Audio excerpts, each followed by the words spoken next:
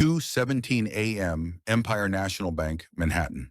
The surveillance camera captures a figure moving through the vault corridor with the confidence of someone who belongs there. Thomas Rayner, 59 years old with graying hair and steady hands, walks past security doors that open at his approach without triggering a single alarm. To any observer, he appears to be exactly what he once was, a bank engineer conducting routine maintenance in the early morning hours when the building is empty. But Thomas isn't here to fix anything. He's here to collect $33 million in untraceable currency from the vault he designed 30 years ago, using blueprints that exist only in his memory and access routes that were forgotten by everyone except the man who created them. In 97 minutes, Thomas will emerge from Empire National Bank carrying one of the largest cash thefts in banking history, proving that sometimes the greatest security vulnerabilities are built into the foundation by the very people hired to make buildings impenetrable.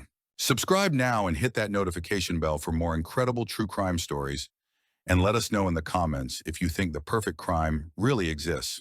Thomas Rayner had built his reputation on creating fortress-like security systems that could withstand any conceivable attack. In 1991, when Empire National Bank hired him to design their new Manhattan headquarters, Thomas was considered one of the premier structural engineers specializing in high-security financial facilities. His portfolio included work on Federal Reserve installations, embassy security systems, and private vaults for some of the world's wealthiest individuals. The Empire National Project represented the pinnacle of Thomas's career. The bank's board had allocated $180 million for a headquarters that would serve as both operational center and symbolic statement of their financial power. Thomas's role extended far beyond traditional engineering. He designed not just the building structure, but its entire security ecosystem, including vault specifications, surveillance networks, and emergency protocols. Thomas's engineering philosophy emphasized redundancy and concealment. Every security system had multiple backups, and every critical area had alternate access routes that could be used during emergencies or maintenance operations. The vault complex he designed for Empire National included hidden passages, service tunnels, and override systems that were documented only in classified blueprints maintained by the bank's most senior executives. The vault itself was Thomas's masterpiece, a three-level underground complex capable of storing over $500 million in currency, precious metals, and securities.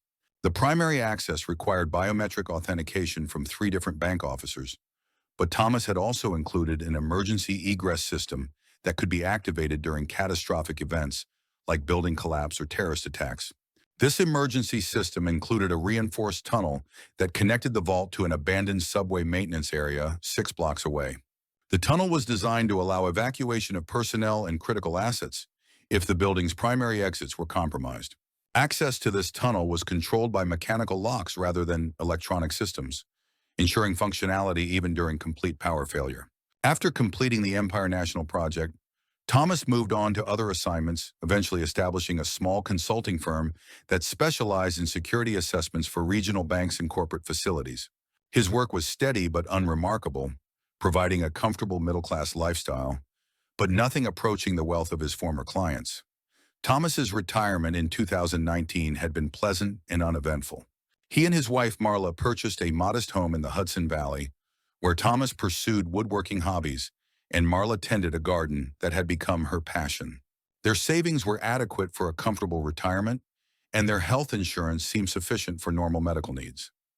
The diagnosis that would change everything came during a routine checkup in October 2022.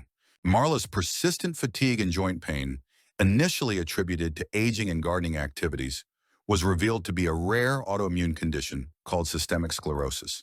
The disease was progressive and potentially fatal, but experimental treatments offered hope for remission and extended survival.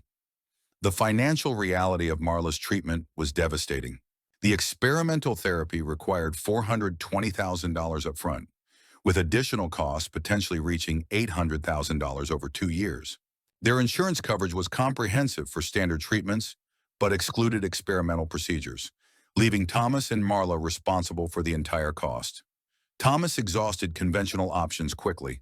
Home equity loans, retirement account withdrawals, and appeals to pharmaceutical assistance programs provided only a fraction of the needed funds. As Marla's condition worsened and treatment delays became life-threatening, Thomas began to consider alternatives that his younger self would have found unthinkable. The idea emerged gradually during sleepless nights when Thomas replayed his career achievements and regrets. Empire National Bank had profited enormously from his designs, generating billions in secure transactions using security systems that he had created. The vault that protected their enormous cash reserves existed because of his engineering expertise, yet he couldn't afford to save his wife's life. Thomas's return to Manhattan in January 2023 was carefully planned to avoid detection. He established a false business identity as a maintenance consulting firm, using his legitimate engineering credentials to gain access to building plans in municipal records. His goal was to determine what modifications Empire National had made to his original designs over the past 3 decades. The reconnaissance phase revealed that Empire National's management had made surprisingly few changes to Thomas's original security infrastructure. Budget constraints and the complexity of modifying integrated systems had discouraged major upgrades, leaving most of his original designs intact. More importantly, the emergency egress tunnel remained exactly as he had built it, forgotten by current management who had never accessed the classified blueprints that documented its existence. Thomas's technical preparation required reacquiring specialized equipment that he had used during the original construction. Electromagnetic field suppressors, sonic pulse generators, and precision cutting tools were purchased through legitimate engineering supply companies that recognized Thomas as a former client. His purchases appeared to be routine equipment updates for a consultant resuming active practice. The basement workspace that Thomas rented across from Empire National provided an ideal staging area for his operation. The space included loading dock access and soundproofing that allowed him to construct the wheeled cart system he would need to transport large amounts of currency through the narrow emergency tunnel. Thomas's cart design was a masterpiece of mechanical engineering. The device was compact enough to navigate the tunnel's confines, but capable of carrying 200 pounds of bundled currency. Silent wheels, reinforced construction, and modular compartments made it possible to move the stolen money efficiently without creating noise that might trigger audio monitoring systems. The security override devices that Thomas constructed were based on technology he had developed during his original work on Empire National systems. The low-frequency sonic pulse generator could disable motion detectors by creating interference patterns that convinced sensors they were functioning normally while actually rendering them blind to physical movement. Sunday, March 19th, represented optimal conditions for Thomas's heist. The weekend's final cash deposits had been completed, leaving the vault at maximum capacity while security staffing remained at reduced weekend levels. Bank employees wouldn't access the vault until Tuesday morning due to the Monday holiday, providing additional time for Thomas to complete his escape before the theft was discovered. Thomas's entry into Empire National's basement levels began at 11:45 p.m. through a construction entrance that he had designed to provide contractor access during the building's original construction. His knowledge of the access codes and security protocols had proven invaluable, as these systems had never been fully updated despite 30 years of technological advancement. The journey to the emergency tunnel entrance required Thomas to navigate through utility corridors and maintenance areas that he had mapped during his original engineering work. His movements were confident and efficient, guided by blueprints that existed only in his memory and decades of familiarity with building systems that he had personally designed. The emergency tunnel itself presented the greatest physical challenge of Thomas's operation. The 70-foot passage was barely 4 feet high and had been designed for emergency evacuation rather than comfortable travel. Thomas had prepared for this difficulty with months of physical conditioning and practice sessions using mock-ups he had constructed in his rented workspace. The breakthrough into Empire National's vault occurred at exactly 2:17 a.m. when Thomas activated the mechanical locks that controlled access to the emergency egress system. These locks had never been electronic, ensuring that they would function during power failures, but also making them vulnerable to someone with detailed knowledge of their design specifications. Inside the vault, Thomas found currency reserves exceeding his most optimistic projections. The economic uncertainties of recent years had prompted Empire National to maintain larger cash reserves than normal, with over $80 million in various denominations stored in the vault's multiple compartments. Thomas's selection criteria focused on non-sequential bills that would be difficult to trace and denominations that provided maximum value with minimum bulk. The loading process required multiple trips between the vault and his wheeled cart, which he had positioned in the emergency tunnel to avoid detection by the building's surveillance systems. Thomas worked methodically, selecting bundles totaling exactly $33 million, while ensuring that his activities left no obvious signs of disturbance that might trigger immediate investigation. Thomas's escape through the emergency tunnel was more challenging than his entry due to the additional weight of the stolen currency. The cart system performed exactly as designed, but the physical demands of moving 200 pounds of cash through the confined passage tested his endurance and determination. The journey back to his basement workspace took 47 minutes, leaving him exhausted but successful. The cleanup phase of Thomas's operation was as meticulously planned as the theft itself. He disposed of specialized equipment in multiple locations throughout the city, eliminated physical evidence from his workspace, and activated identity documents that would allow him to disappear completely from law enforcement detection. Empire National Bank's discovery of the theft occurred on Tuesday morning when vault personnel attempted to access the cash reserves for routine distribution to regional branches. The initial assumption was that accounting errors or misplaced inventory tags explained the apparent discrepancies, but comprehensive audits quickly revealed that $33 million had vanished without explanation. The absence of forced entry, triggered alarms, or surveillance footage initially baffled investigators. The vault's multiple security systems showed no signs of compromise, and access logs indicated no unauthorized entries during the weekend period when the theft presumably occurred. The investigation initially focused on employees with legitimate vault access, based on the assumption that only an insider could have circumvented such sophisticated security measures. The breakthrough in the investigation came when a retired security supervisor recalled Thomas Rayner's involvement in Empire National's original construction. Archived searches revealed classified blueprints that documented the emergency egress system and its access points, providing investigators with their first viable theory about how the theft had been accomplished. The FBI's involvement brought federal resources and international coordination capabilities to the manhunt for Thomas Rayner.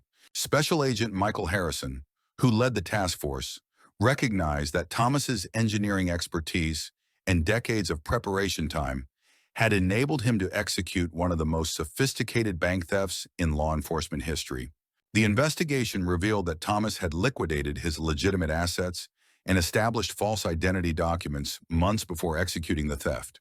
His systematic preparation included researching countries with limited extradition agreements, medical facilities capable of treating his wife's condition, and financial systems that could accommodate large cash deposits without extensive documentation requirements. International intelligence reports placed Thomas and Marla in Switzerland within days of the theft, where they reportedly sought treatment at a private medical facility specializing in autoimmune disorders.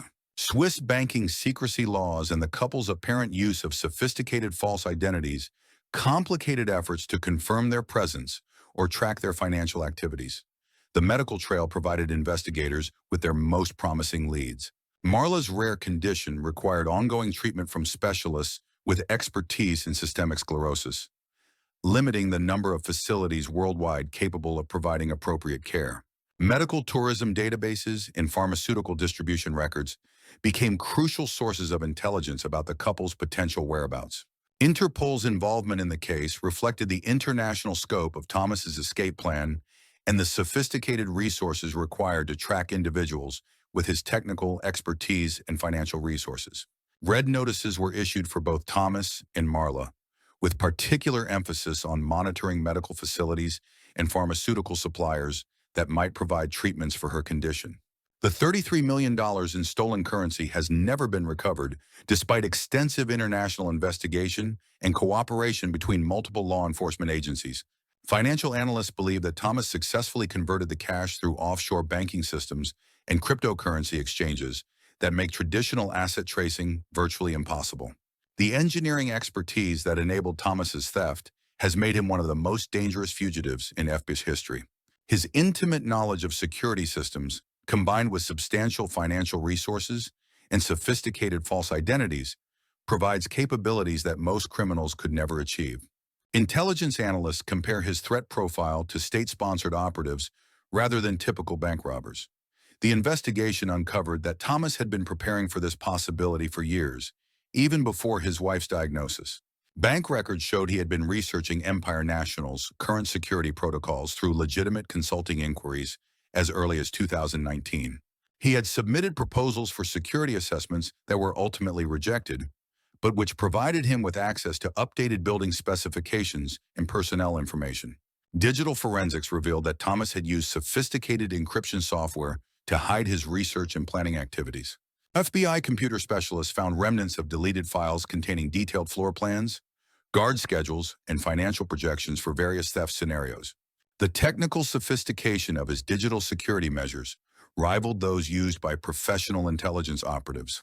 The psychological profile developed by federal behavioral analysts painted a picture of a man who had felt undervalued and underpaid throughout his career. Former colleagues described Thomas as brilliant but bitter about watching less talented individuals achieve greater financial success. His resentment toward the banking industry had apparently been building for decades, with his wife's medical crisis providing the final motivation needed to act on long-dormant criminal fantasies. Surveillance footage from around Empire National Bank showed Thomas conducting reconnaissance missions over a 6-month period. Enhanced digital analysis revealed him photographing security cameras, timing guard patrols, and testing wireless signal strength at various locations. His preparation had been so thorough that investigators found evidence of him practicing lockpicking techniques on vintage locks identical to those used in his original emergency systems. The international manhunt revealed connections to a sophisticated criminal network specializing in identity theft and financial fraud. Swiss intelligence agencies reported that Thomas had been in contact with individuals known for providing services to high-net-worth criminals seeking to disappear permanently. These connections suggested that his escape plan involved professional assistance from experienced international fugitives. The medical aspect of the case provided unique challenges for international law enforcement. Marla's treatment required specialized medications that were tightly controlled and distributed through limited channels. Drug enforcement agencies began monitoring pharmaceutical supply chains and treatment facilities, hoping to identify locations where the couple might be receiving ongoing medical care. Interpol analysts discovered that Thomas had studied the cases of other successful bank robbers and white-collar criminals who had evaded capture for extended periods. His computer contained research files on individuals who had disappeared with stolen funds, including detailed analysis of their mistakes and successful strategies. This research had apparently influenced his own escape planning and operational security measures. Expert analysis of the sonic pulse device that Thomas used to defeat motion sensors revealed technology that was decades ahead of typical criminal capabilities. The device incorporated principles from classified military research that Thomas should not have had access to through his civilian engineering work. This discovery prompted investigations into whether Thomas had connections to defense contractors or government research facilities. The emergency tunnel that served as Thomas's escape route had been constructed with materials and techniques that exceeded original building specifications. Investigation revealed that Thomas had used his position as supervising engineer to incorporate additional features that weren't documented in official blueprints. These modifications included wider passages, reinforced support structures, and concealed storage areas that suggested he had been planning criminal use of the system from its inception. Thomas Rainer proved that 30 years of patience and preparation could overcome decades of security improvements and technological advancement. His success stands as the ultimate inside job, executed not by someone who gained unauthorized access, but by the man who built the doors and held the only key that mattered: complete knowledge of every system, every weakness, and every secret passage that made the perfect crime possible.